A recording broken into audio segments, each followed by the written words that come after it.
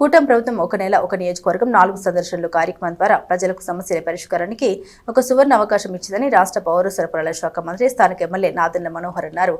సమస్య లేని సమాజాన్ని నెలకొల్పాలనేది ముఖ్యమంత్రి చంద్రబాబు నాయుడు ఆశయమన్నారు. ఒక నెల ఒక నియోజకవర్గం 4 సందర్శనల కార్యక్రమాన్ని తెనాలిలో శుక్రవారం నిర్వహించారు. స్థానిక మున్సిపల్ కార్యాలయ భవనం వద్ద ఏర్పాటు చేసిన ప్రత్యేక వేదికపై రాష్ట్ర పౌర సరఫరాల శాఖ మంత్రి నాదెండ్ల మనోహర్, జిల్లా కలెక్టర్ సీఎం సాయికాంత్ వర్మ నేతృత్వంలో జరిగిన కార్యక్రమంలో ప్రజల నుండి అర్జీలు స్వీకరించారు. మంత్రి మనోహర్ మాట్లాడుతూ నియోజకవర్గం స్థాయిలోనే నెలకు 4 సార్లు అధికారులు సందర్శించడం వల్ల ప్రజా సమస్యల పరిష్కారానికి అవకాశం కలుగుతుందన్నారు. ప్రాంతీయ రవాణా అధికారి కె శ్రీహరి వినతి ప్రకారం తెనాలిలో రవాణా శాఖకు తగిన భవనం గుర్తించాలని తెనాలి ఆర్డీఓకు మంత్రి సూచించారు. జిల్లా కలెక్టర్ సీఎం సాయికాంత్ వర్మ మాట్లాడారు. ప్రజల నుండి స్వీకరించిన ఆర్జీలను నాణ్యమైన సంతృప్తికరమైన పరిష్కారం అందించడమే ఈ కార్యక్రమం ముఖ్య ఉద్దేశమన్నారు. ప్రజల ఆర్జీలకు వారి సమక్షంలో నాణ్యమైన పరిష్కారం కూడా లభిస్తుందన్నారు. ముఖ్యమంత్రి ఆదేశాల మేరకు జిల్లాలో కార్యక్రమాన్ని విజయవంతంగా నిర్వహించాలని జిల్లా యంత్రాంగం సంకల్పించిందన్నారు. ప్రభుత్వం అందిస్తున్న పథకాలు ప్రజల ముంగిటికే ప్రభుత్వం వెళ్లి వారి సమస్యలు తెలుసుకుని పరిష్కరించడానికి అవకాశం కలుగుతుందన్నారు. తెనాలిలో రవాణా శాఖకు స్థలం కేటాయించాలని ప్రాంతీయ రవాణా అధికారికి శ్రీహరి రాష్ట్ర పౌర సరఫరాల శాఖ మంత్రి నాదెండ్ల మనోహర్ కు విజ్ఞప్తి చేశారు. ప్రాంతీయ రవాణా అధికారి సమర్పించిన ప్రతిపాదనని తెనాలి రెవెన్యూ డివిజనల్ అధికారికి అందజేస్తూ తగు చర్యలు తీసుకోవాలని మంత్రి ఆదేశించారు. లభ్యంగా ఉన్న ప్రభుత్వ భవనాలు గుర్తించాలని, తెనాలి మున్సిపల్ కమిషనర్ను గుర్తించాలని తెలిపారు. Joint collector Ashutosh Srivastava, Tenali revenue divisional అధికారి K Sriramani, RTO K Srihari, జిల్లా మైనార్టీ సంక్షేమ అధికారి జె పార్థసారథి, జిల్లా వ్యవసాయ అధికారి ఎం పద్మావతి, జిల్లా వైద్య ఆరోగ్య శాఖ అధికారి కె విజయలక్ష్మి, జిల్లా ఆసుపత్రుల సమన్వయ అధికారి బివి రంగారావు, తెనాలి తహసీల్దార్ KV Gopalarao, municipal commissioner G Ramappalanaidu, ఇతర జిల్లా అధికారులు ఉన్నారు. కార్యక్రమం మీకోసం అంటే ప్రజలు ప్రభుత్వం నుంచి ఎలాంటి జవాబుదారీతనం కోరుకుంటున్నారో, ప్రభుత్వం నుంచి స్పందించాల్సిన బాధ్యత అధికార యంత్రాంగానికి, ప్రజాప్రతినిధులకి అందరికీ తెలిసే విధంగా పారదర్శకంగా ఒక ఆలోచనతోటి గౌరవ ముఖ్యమంత్రి వర్యులు చంద్రబాబు నాయుడు గారు ప్రతి సోమవారం మీ అందరికీ తెలుసు గ్రీవెన్స్ డే ఏర్పాటు చేసుకుంటాం. స్థానికంగా ఉన్న మున్సిపల్ కమిషనర్ ఆఫీస్ దగ్గర, తహసీల్దార్ దగ్గర, ఆర్డీఓ గారి దగ్గర, అదేవిధంగా కలెక్టర్ గారి దగ్గర జిల్లా వ్యాప్తంగా, రాష్ట్ర వ్యాప్తంగా జరిగే ఆ కార్యక్రమంతో పాటు క్షేత్రస్థాయిలో పర్యటిస్తే వరుసగా 4 వారాలు ఖచ్చితంగా ప్రజలు కోరుకున్నట్టుగా జీరో గ్రీవియన్స్ ఒక స్టాండర్డ్గా మనం ఏర్పాటు చేసుకుని చేయాలని గౌరవ ముఖ్యమంత్రి గారి ఆలోచనతో చేస్తున్న ఈ కార్యక్రమం. అయితే ఇక్కడ మీరందరూ గమనించాలి, ఎందుకంటే చాలామంది ప్రజలు ఈరోజు కూడా వచ్చారు. 2012లో నేను శాసనసభాపతిగా ఉన్నప్పుడు ఆ రోజు కూడా మెగా గ్రీవియన్స్ క్యాంపులు ఏర్పాటు చేసేవాళ్ళు.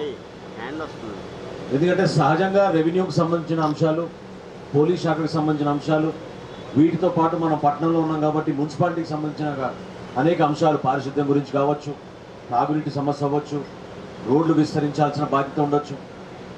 అలాగే ఆ రోజుల్లో ఎక్కువగా మనకి వీధి దీపాల గురించి వచ్చేది. ఆ సమస్యలన్నింటినీ అధిగమించాలన్నప్పుడు మనం ఖచ్చితంగా టెక్నాలజీని వాడాలి.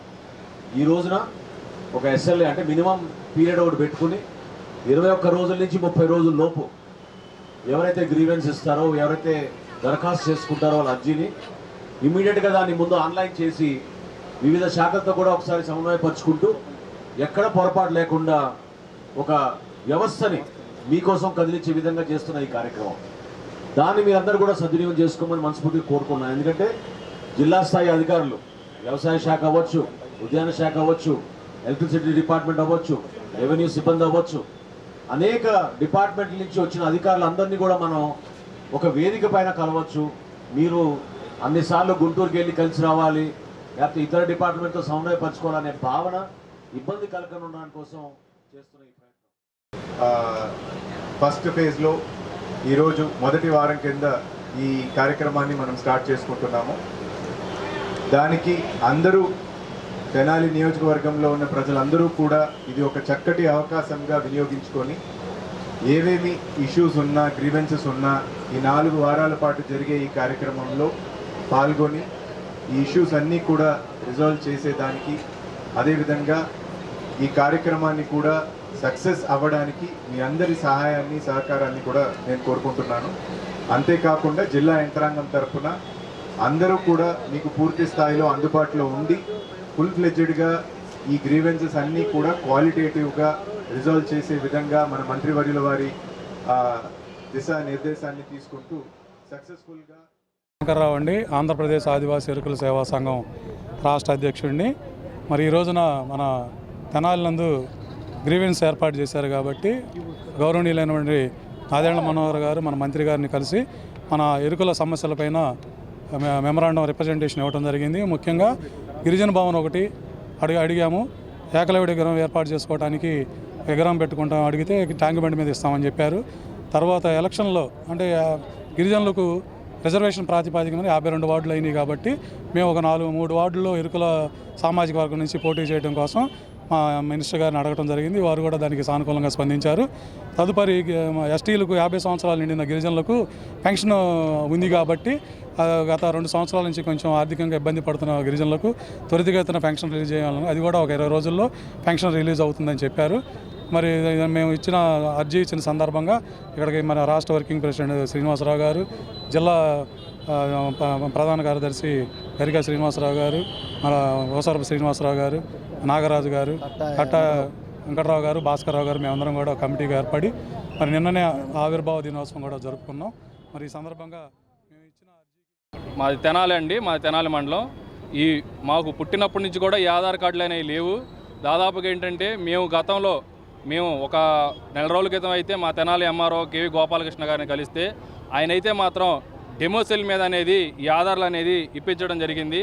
ఇప్పుడు ఈ ఆధార్లకు అయితే మాత్రం దాదాపుగా గుంటూరు జిల్లా వ్యాప్తంగా కూడా ఇచ్చారు. అట్లాగే మా గిరిజన యానాదులకి మాత్రం ఇట్లాగే చాలామంది కూడా ఉన్నాడు రాష్ట్రంలో వెనకబడిపోయి మాకు ఆధార్ కార్డులు కల్పించినందుకు మంత్రి గారికి అలాగే కలెక్టర్ గారికి మా తెనాలి ఎంఆర్ఓ గారికి కృతజ్ఞతలు చెప్పుకుంటున్నాం.